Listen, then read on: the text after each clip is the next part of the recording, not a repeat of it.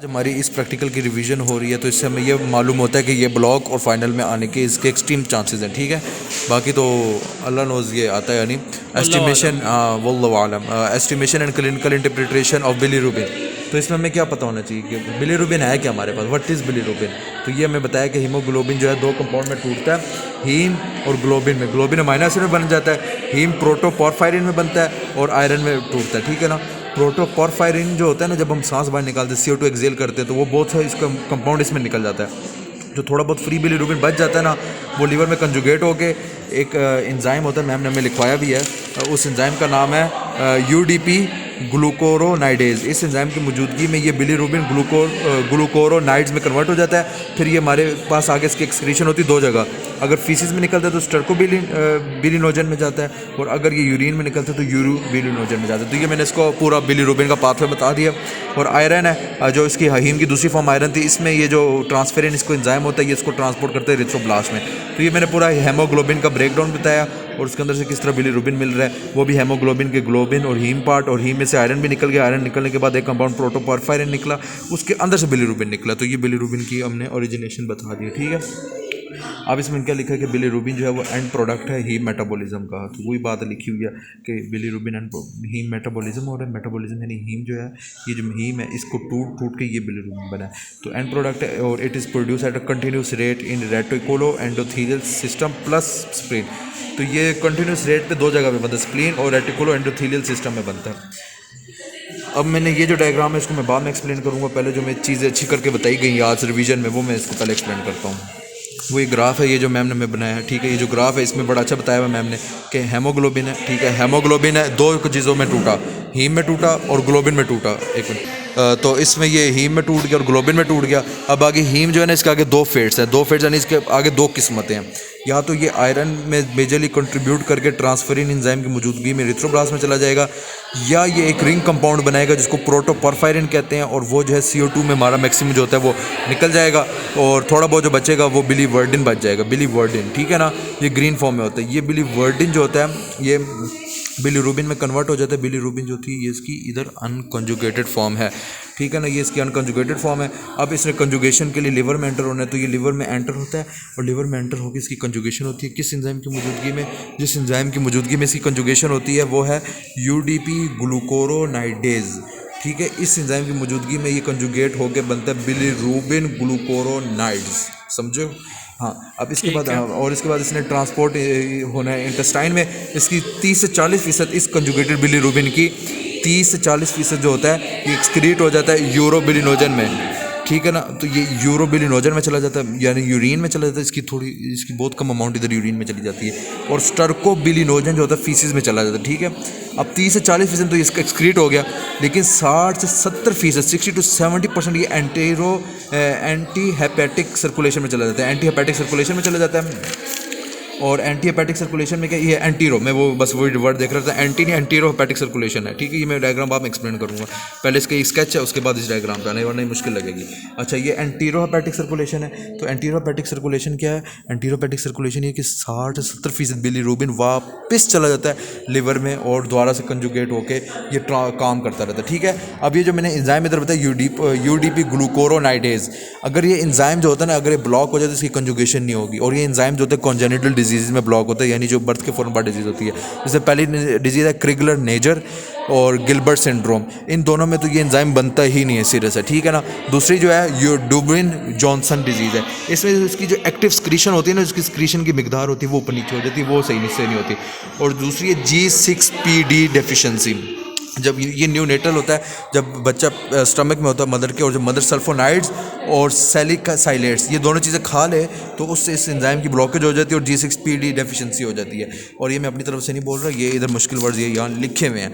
ये देखें, क्रिगलर नेजर 1, क्रिगलर नेजर 2, Gilbert syndrome, डुबिन Johnson, आगे ब्रैकेट में लिखा एक्टिव सिक्रेशन। मैंने जो भी बताया था, जो मैम ने स्केच बनाया ना, एक्टिव सिक्रेशन में मसला आ रहा है। किसके एक्टिव सिक्रेशन में मसला आ रहा है, UDP एंजाइम के। और सल्फोनाइड एंड सैलिसाइलेट्स ब्रैकेट में G6PD डेफिशिएंसी लिखी हुई है। तो अब समझ आ गया होगा कि G6PD डेफिशिएंसी का इन दोनों ड्रग्स के साथ क्या लिंक है। ठीक है, बाकी एंजाइम्स भी कवर हो गए इसमें, और ये जो होता है ये स्केच भी पूरा हो गया। अब इस पे आते हैं क्लिनिकल सिग्निफिकेंस पे आते हैं, ठीक है ना। क्लिनिकल सिग्निफिकेंस पे इस तरह आते हैं कि इसकी जो पहली क्लिनिकल सिग्निफिकेंस है वो ये है कि haemolytic anaemia, hepatitis, biliary duct obstruction और न्यूनेटल जॉन्डिस। देखो हेमोलाइटिक अनीमिया में आरबीसी टूट रहा है, आरबीसी टूट रहा है, तो आरबीसी जो टूट रहा है वो क्या दे रहा है अंदर से, बिलीरुबिन दे रहा है, और वो तो लिवर के पास गया नहीं हुआ। तो जब वो लिवर के पास गया नहीं हुआ और आरबीसी टूट रहा है तो वो हमें कौन सा दे रहा है, बिलीरुबिन ब्लड में अनकंजुगेटेड। तो अनकंजुगेटेड जो बिलीरुबिन हमें जो वो दे रहा है, तो इसलिए आप देखोगे हेमोलाइटिक अनीमिया में अनकंजुगेटेड बिलीरुबिन ज़्यादा, कंजुगेटेड कम है। क्योंकि कंजुगेशन तो तब होनी थी ना जब वो पूरा पाथवे करके लिवर तक पहुंचे। ये तो एनीमिया में आरबीसी वैसे ही वहाँ टूटते जा रहे हैं, वो टूटते जा रहे हैं, उनके अंदर से क्या निकल रहा है, हीम निकल रहा है, हीम निकल रहा है, तो उसके अंदर से वही बिलीरुबिन बनता जा रहा है ब्लड में, और वो भी अनकंजुगेटेड। तो इसमें हेमोलाइटिक अनीमिया में पेशेंट के अंदर अनकंजुगेटेड बिलीरुबिन ज़्यादा होगी और कंजुगेटेड कम होगी, लेकिन दोनों ज़्यादा होती है, लेकिन अनकंजुगेटेड ज़्यादा। डबल एरोज क्यों लगाए हैं उसकी रीज़न मैंने बता दिया, ठीक है। हेपेटाइटिस है ही किसकी, लिवर की डिजीज़ है। लिवर ने ही तो कंजुगेशन करनी है, ठीक है ना। अब लिवर ने कंजुगेशन करनी है तो वही मसला आ रहा है, लिवर सही से कंजुगेट नहीं कर पा रहा, तो जो पीछे से बिलीरुबिन बन के आ रहा है अनकंजुगेटेड, और जो आगे लिवर के अंदर मसला आ रहा है वो। अब जब लिवर में मसला आ रहा है तो जब अगर वो पहले 100% बिलीरुबिन बना रहा था ना, अब मसला आ रहा है हेपेटाइटिस, वो हेपेटाइटिस किसकी डिजीज़ है, लिवर की डिजीज़ है ना।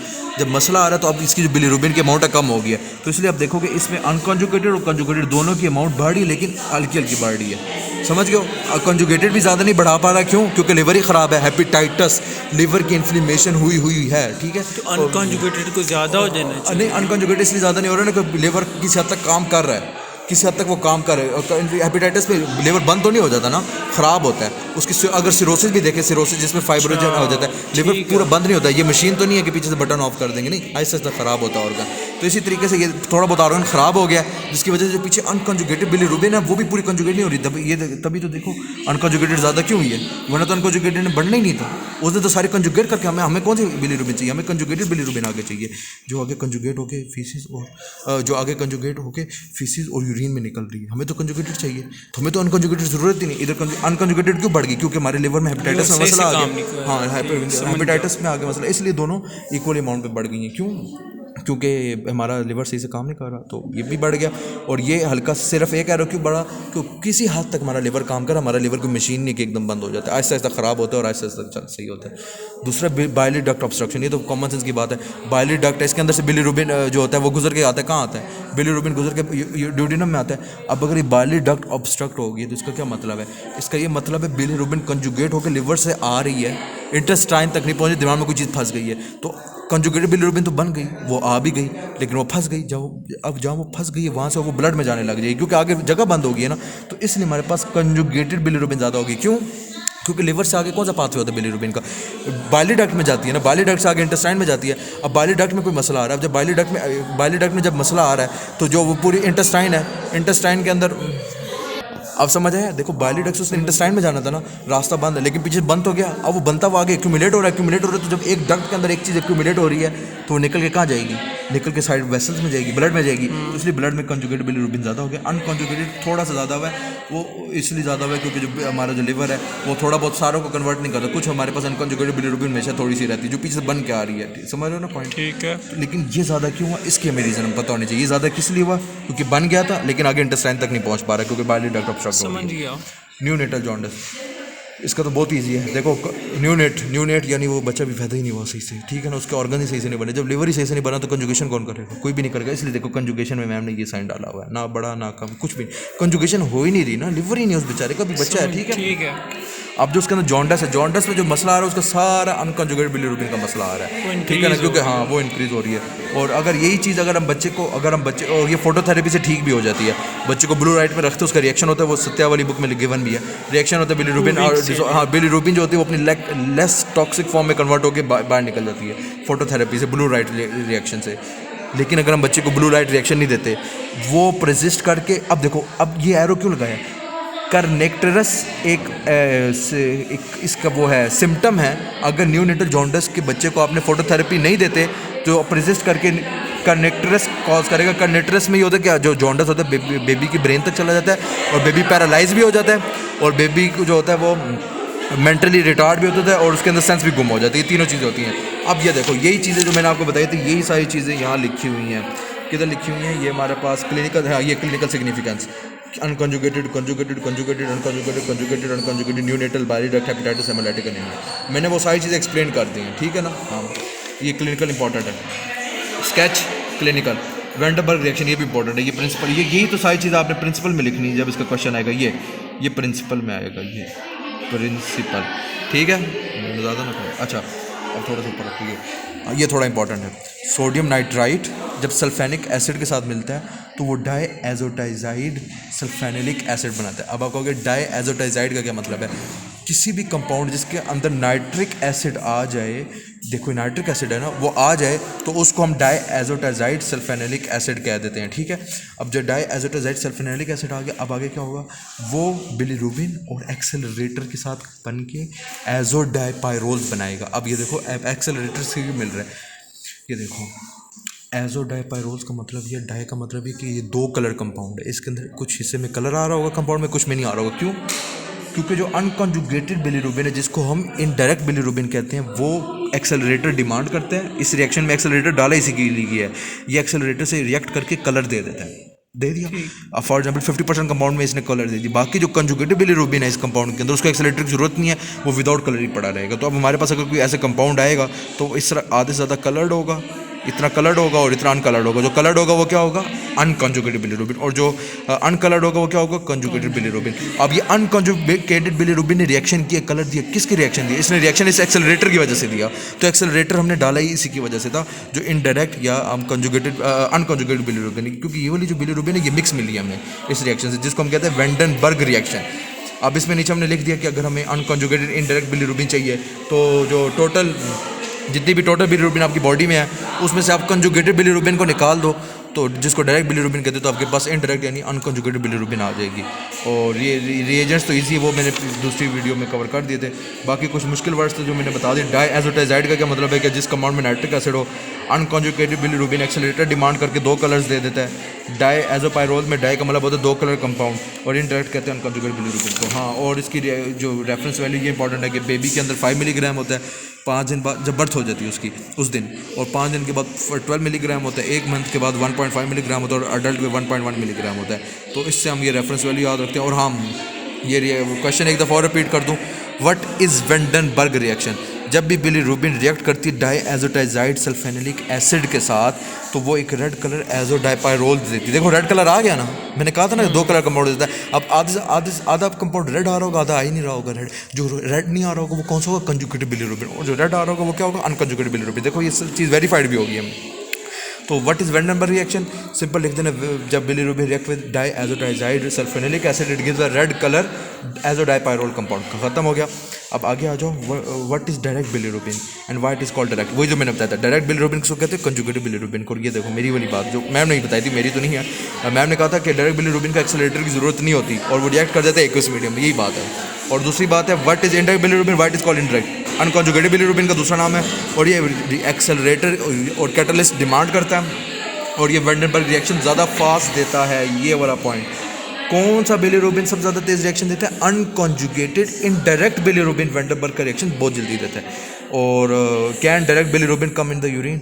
Yes, it is water soluble and come in the urine somehow वाली चीज़ भी मैम ने हमें माशाल्लाह से आंसर कर दिया। वो क्या किया? बाइलरी डक्ट ऑब्स्ट्रक्शन में क्या हो रहा था? बाइलरी डक्ट, हाँ वो हमारे बिल्कुल। तो ये, और अगर वो बाइलरी डक्ट ऑब्स्ट्रक्शन में ब्लड में भी जा रही थी तो समहाउ कुछ रिएक्शंस के थ्रू वो जो बनी हुई बिलीरुबिन है डायरेक्ट कंजुगेटेड, वो हमारे पास अगर इंटेस्टाइन में ही आ जाए, वो आगे से यूरिन में चली जाए, और वो जो डायरेक्ट बिलीरुबिन से मुराद है कि यूरोबिलिनोजन जो है ना, वो नहीं, डायरेक्ट बिलीरुबिन निकल रही है यूरिन में, तो वो समहाउ रिएक्शन है, उसको हमें फोकस करने की ज़रूरत नहीं है, इसलिए इधर लिखा हुआ समहाउ। तो बस हमने लिखना है yes it is water soluble, और वो आ सकती है बस। और नॉर्मल वैल्यूज़ हैं, तो नॉर्मल प्लाज्मा वैल्यूज़ इसकी 1.1 है, उसको आगे तोड़ा हुआ है, उसमें से 1.1 में से 0 से 0.4 कंजुगेटेड है, और 0.2 से 0.8 अनकंजुगेटेड है। यानी 0, देखो ज़्यादा तादाद हमारी रेड बिलीरुबिन आ रही है और कुछ तादाद जो हमारे पास अनकलर्ड आ रही है। तो यहाँ हमारा जो पूरा इंपॉर्टेंट प्रैक्टिकल था वो कवर हो गया। हाँ, एंड में एक पिक्चर कवर कर दी, थोड़ी मुश्किल थी पिक्चर, इसमें कुछ स्टेप्स दिखाए जा रहे हैं। तो ये हमारे पास ये बस आखिरी डायग्राम है, क्योंकि इंपॉर्टेंट प्रैक्टिकल है, रिपीट हो रहा है। ये प्रोडक्शन है, ये रेड पॉइंट्स है, प्रोडक्शन बताइए किसकी? बिलीरुबिन की। कैसे बनती है?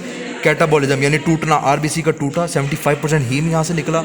और ये देखो ये है अर्ली इधर एरिथ्रोपोइसिस हुई बोन मैरो में और हीम प्रोटीन्स टूटी, उसमें से 25% हीम निकली। 25% से बिलीवर्डिन निकला, बिलीवर्डिन से आगे बिलीरुबिन बना, बिलीरुबिन प्लस एल्ब्यूमिन प्रोटीन। अब आगे आ रही है ट्रांसपोर्ट की बात, ये ट्रांसपोर्ट हो रही है, नीचे आ रही लिवर, ये लिवर तक आ रही है, ये लिवर बना हुआ है, इसके नीचे गाल ब्लैडर रख दी। ये लाइगेंडिन में आया, ये हेपेटिक अपटेक। अब तीसरा पॉइंट इधर आ गया हेपेटिक अपटेक, यानी अब हेपेटिक यानी लिवर है इसको अपने अंदर ले रहा है। किस तरह ले रहा है? लाइगेंडिन की फॉर्म में लिया, ग्लूकोरोनाइसेल ट्रांसफरेज की इसने इसको कन्वर्ट कर दिया और यूडीपी ग्लूकोरोनाइडेज की एंजाइम की मौजूदगी में कन्वर्ट किया। अब ये क्या हो रहा है? इधर हमारे पास कंजुगेशन हो रही है, फोर्थ पॉइंट कंजुगेशन हो रही है और ये SCR भी इसमें मदद कर रहे हैं। और बिलीवर्डिन ग्लूकोरोनाइड कन्वर्ट इस फॉर्म में बन गई है। अब जब ये इस फॉर्म में बन गई बिलीरुबिन ग्लूकोरोनाइड जब इस फॉर्म में बन गए, फिर ये आगे जाके बिलीरुबिन फॉर्म में जाएगा और ये इस देखो यही वाली बात हुई, पहले तो एक्सक्रीट हो जाएगा फीकल बिलीरुबिन में, यूरोबिलिनोजन में, इस फॉर्म में एक्सक्रीट हो जाएगा 30 से 40%। अब छठा पॉइंट है, ये एक्सक्रीशन थी, पांचवा पॉइंट। छठा पॉइंट है एंटीरो हेपेटिक सर्कुलेशन, यानी 60 से 70% वापस जा रहा है। ये एरो दिखा रहा है कि वापस चला गया लिवर के अंदर। तो मैं कंक्लूड कर दूं, प्रोडक्शन ट्रांसपोर्ट लिवर तक, हेपेटिक अपटेक लिवर ने इसको अंदर लिया, फोर्थ कंजुगेशन की लिवर ने, पांचवा इसको एक्सक्रीट आउट कर दिया यूरिन और फीसिस की फॉर्म में, छठा सिर्फ 30 से 40% स्क्रीट किया, बाकी 60 से 70% दोबारा इसके अंदर चलेगा और उसको हम कहते हैं एंटीरो हेपेटिक सर्कुलेशन। तो यहाँ हमारा जो पूरा प्रैक्टिकल था वो अल्हम्दुलिल्लाह सारा कवर्ड हो गया। ये तो थी हमारी अदना सी कोशिश। उम्मीद है आप लोगों को वीडियो अच्छी लगी होगी। बेल आइकन पे दबा दें, सब्सक्राइब भी कर दें। जज़ाकल्लाहु खैरन। अल्लाह हाफिज़।